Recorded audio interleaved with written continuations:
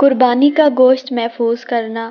ام المومنین عائشہ رضی اللہ تعالیٰ عنہا روایت کرتی ہیں کہ ہم قربانی کے گوشت کو نمک لگا کر محفوظ کر لیتے اور پھر اسے رسول اللہ صلی اللہ علیہ وآلہ وسلم کی خدمت میں پیش کرتے۔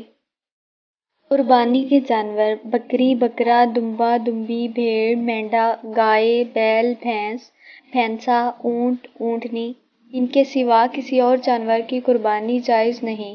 خصی جانور کی قربانی جائز بلکہ مستحب ہے۔ اونٹ، گائے اور بھینس میں 7 آدمی شریک ہو سکتے ہیں۔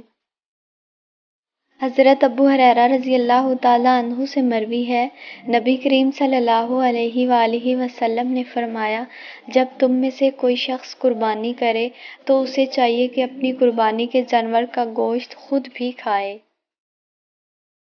رسول اللہ صلی اللہ علیہ وآلہ وسلم نے فرمایا، جو روپیہ عید کے دن قربانی میں خرچ کیا گیا اس سے زیادہ کوئی روپیہ پیارا نہیں۔ حضرت انس رضی اللہ تعالیٰ عنہ سے مروی ہے، انہوں نے دیکھا ہے کہ نبی صلی اللہ علیہ وآلہ وسلم قربانی کا جانور اپنے ہاتھ سے ذبح کرتے تھے اور اس پر تکبیر پڑھتے تھے۔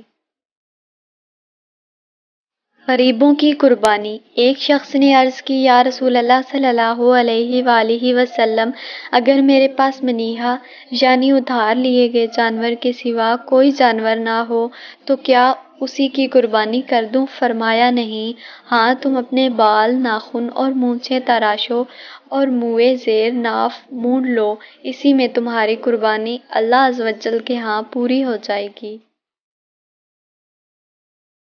رسول اللہ صلی اللہ علیہ وآلہ وسلم نے فرمایا، افضل قربانی وہ ہے جو با اعتبار قیمت اعلیٰ ہو اور خوب فربا ہو۔ عید قرباں کے موقع پر ایک قربانی مزید دیجیے اور ٹوٹے رشتے جوڑ لیجیے۔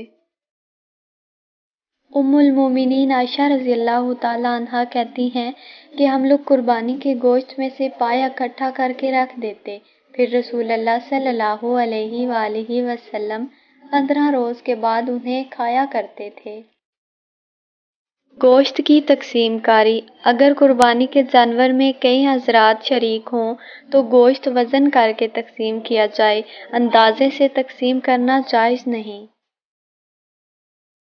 قربانی ایک بہترین عبادت ہے جو مالدار پر واجب ہے، جبکہ انا ختم کر کے ٹوٹے رشتے جوڑنا امیر و غریب دونوں پر واجب ہے۔ امیر المومنین حضرت فاروق اعظم رضی اللہ تعالیٰ عنہ نے ایک شخص کو دیکھا جو بکری کو ذبح کرنے کے لیے اسے ٹانگ سے پکڑ کر گھسیٹ رہا ہے۔ آپ رضی اللہ تعالیٰ عنہ نے ارشاد فرمایا، تیرے لیے خرابی ہو، اسے موت کی طرف اچھے انداز میں لے کر جا۔